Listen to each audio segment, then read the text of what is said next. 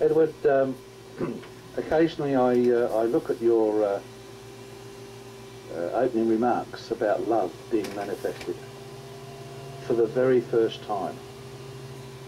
And I look at that, and occasionally I see something that I didn't see before. And it occurred to me, I was lying in bed this morning, it occurred to me,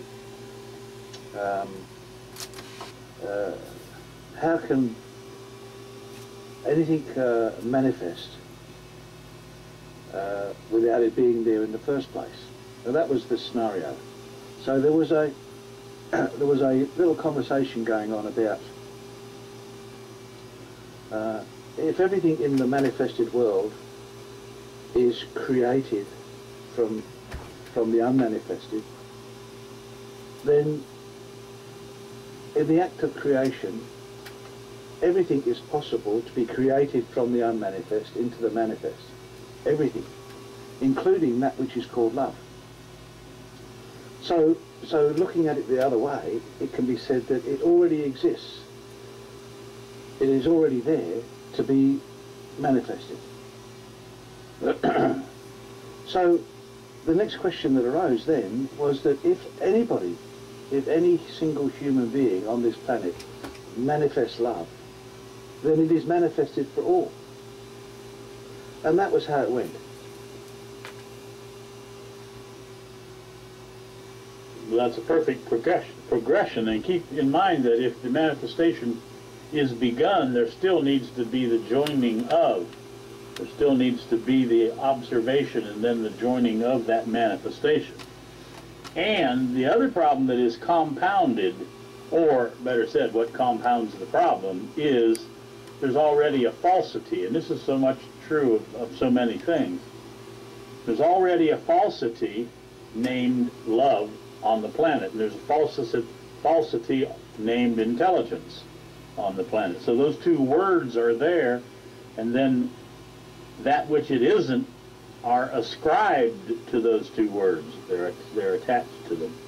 So if the discovery is going to be made, then, Fred, you would need to negate what you think is it in order for the it, whatever it might be, to manifest. You see, does that make sense? Well, yes, it does. Yes, it does. And so in the negation, which is really the dissolution of mind, isn't it? It is the self admitting that the self doesn't know a damn thing. That's it. It means to say that we don't know anything. But we would come along and tell you how much we know. We would tell you that we believe there's a God and a Jesus, and we believe that we know who we are, and all of that nonsense. Meryl. Well, thanks to you, Edward, I now know that in order to relax, I need to give up control of everything. I just mentioned, I didn't say what our conversation was, but I said we had that conversation today about Marilyn saying her feet and toes hurt, and I said that's because you're always on your toes. You always have to control everything around you. Just give up control of everything on the planet, and you won't have that always on your toes. You won't be so stressed. And she said, yeah, but I got to be able to, and then she started naming a bunch of stuff. I said, no, that's not it. You got to give up the entirety of it. Then you can see what it is you can't give up.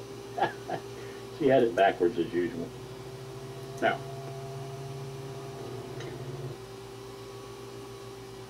well, you see, I never saw that before, Edward, that when you'd say throw the baby out with the bathwater.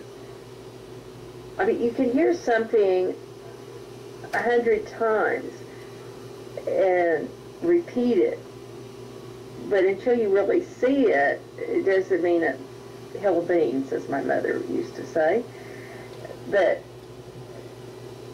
throwing the baby out with the bathwater and then going out and picking up what you need, that's cool, you know. I now see what needs to be done. Marilyn, that's the same thing. Hello, Jonathan_W. Welcome. With so many cliches, they're spoken and they become cliches, and they're out of context, and nobody knows what it is that they're pointing towards, because they're know yourself or look within. They become numb kind of things, and you just smile when you hear them, but you don't really know what the person is saying with the cliche. And that was one of those, that you're throwing the baby out with the bathwater. As long as it's a cliche, then it has no bearing, it has no impact. But the moment you see what it actually means, it means 100%. It means take the action first and then discover the mistake in it. Don't discover the mistake before you take the action. That's the way we live our lives. We do things discovering the mistake of it before we do it. Well, Edward, that takes a lot of, it takes a leap of faith, like us driving over that road today, and you turn left and the road, you hope there's a road there, because it just drops off. You can't see where you're going or anything. I mean, you could be going to hell, but you, like you said, it takes a leap of faith to turn left on that road.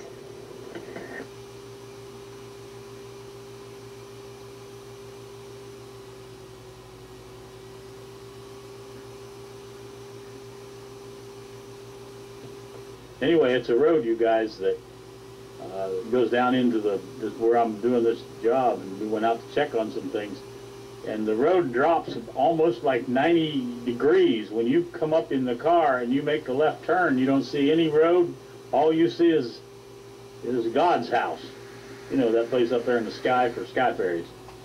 So you keep going, and I said to Marilyn, it's almost like a leap of faith. You just turn and go, assuming that the tires are going to hit a road sooner or later.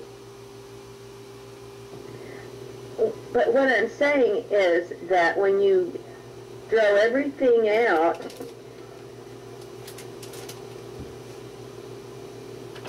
well, you can't throw everything out until you see that you need to throw everything out. Then it doesn't take a leap of faith. You just see that that's what needs to be done.